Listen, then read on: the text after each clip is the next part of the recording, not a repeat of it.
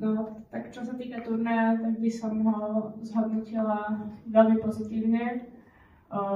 Keďže ako som už spomínala, tak ešte pár hodín pred zápasom prvým som ani nevedela, či nastúpil, lebo pár dní pred turnajom ma začalo ťahať brucho znova, takže to bolo dosť nepríjemné a som si myslela, že určite som si tak nemyslela, že budem vo finále, ani že vôbec odohrám prvý zápas, nie že vyhrám druhý, tretí, štvrtý, takže naozaj to je pre mňa veľmi pozitívna skúsenosť tento turnaj a je to jeden z mojich obľúbených turnajov, ako môžeme vidieť aj na základe výsledkov, ale ako som včera spomínala, tak ten včerajší zápas bol pre mňa také menšie finále, keďže dva roky po sebe som prehrala v semifinále.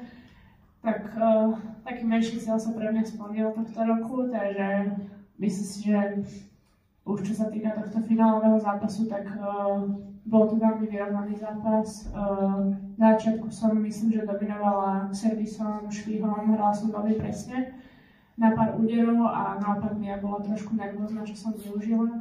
Ale potom, jak ten zápas pokračoval, tak sa tie výbedy zložovali, lopty sa začali ohrávať, ja som trošku už odišla aj fyzicky a myslím, že to potom rozhodlo, že ja som už nehrala tak presne, nehrala som tak rýchlo. Chodila som viac cez ten druhý servis a tým sme chodili do dlhších a dlhších výmen, čo vlastne mi vyhovovalo.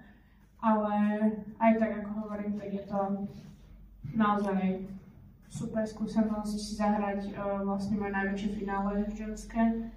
A myslím si, že to môžem byť len vďačná za to, že som tam mohla dneska byť.